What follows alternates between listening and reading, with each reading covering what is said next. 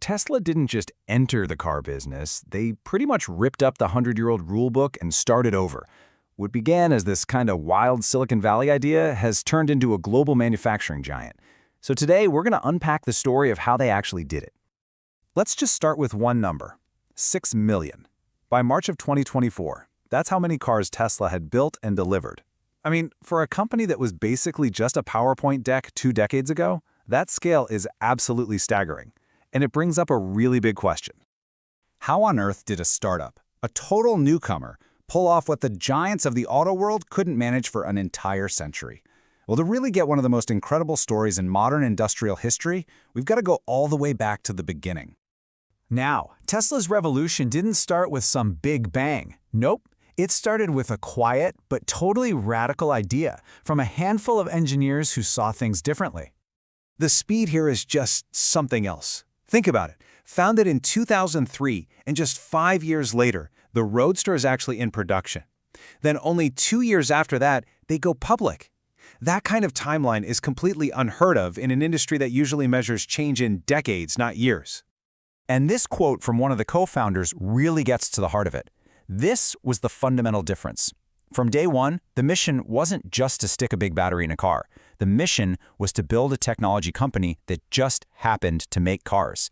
Their real products? The battery, the software, the motor. And that mental shift, well, it changed everything. But that whole vision almost died before it even got started. By 2009, the company was just burning through cash. Elon Musk had to pour his own personal fortune in just to keep the lights on. But the real turning point was a huge $465 million loan from the US government. Honestly, without that loan, Tesla probably would have been just a cool footnote in automotive history. So, they survived. But just surviving isn't the same as dominating, right?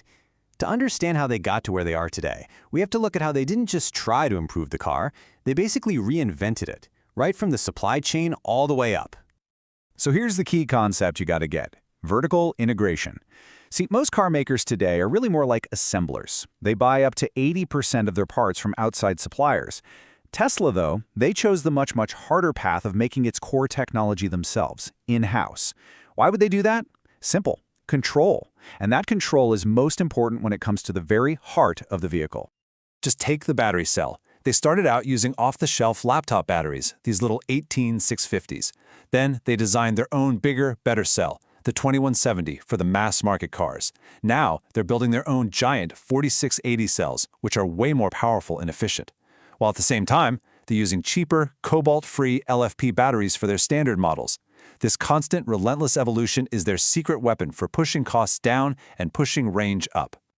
But here's the thing you have to understand about Tesla. The plan was never just to sell cars. The real grand ambition was to build an entire energy ecosystem, where the car was really just the most visible piece of the puzzle. Look at how all these pieces fit together. You've got the cars, sure, but they're powered by Tesla energy products, like a Powerwall at your house or a solar roof.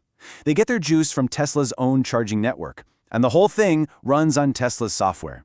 Every single part of the ecosystem makes the other parts that much more valuable. It's brilliant, really. And if you want to see the power of that ecosystem in action, just look at the supercharger network. They started with 6 stations. 6! Back in 2012. Today, we're talking nearly 8,000. By building this out themselves, they single-handedly solved the #1 fear for anyone thinking of buying an EV: range anxiety. It became this massive advantage that for years, nobody else could even touch. Okay, so you've got the innovative products, you've built the ecosystem, but how do you go from being a cool, niche car maker to a global monster? Well, you have to master the absolutely brutal art of manufacturing at scale. Check this out. In 2017, Tesla delivered about 100,000 cars. Fast forward to 2023, and that number is 1.8 times million. This, right here, is what escaping production hell looks like on a chart.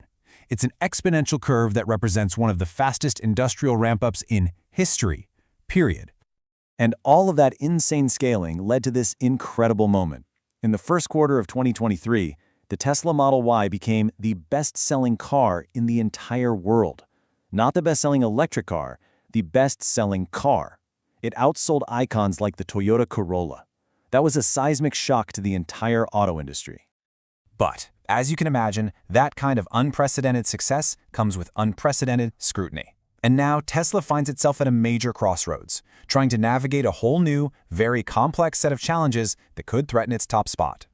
And right at the center of it all is what you might call the CEO factor. On one hand, you have Elon Musk, the visionary leader whose relentless take-no-prisoners drive is completely inseparable from Tesla's success. But on the other hand, his public statements and political activities have been directly tied to brand damage and even falling sales in some pretty key markets. He is, in many ways, both the company's greatest strength and its greatest risk. And the problems are really starting to pile up. You've got ongoing federal investigations into its autopilot claims. You have fierce, and I mean fierce, competition coming from Chinese EV makers, shareholder lawsuits, and real significant sales slumps in Europe, sometimes even accompanied by protests and vandalism. The game today is just way more complicated than it was a few years ago. Which really leaves us with this final, massive question. Tesla's entire journey has been defined by this singular, disruptive, and totally uncompromising vision. For 2 decades, that was its superpower. The question now is, can that same approach work when you're the one on top of the mountain? Or is the very thing that built this incredible company now becoming its biggest liability?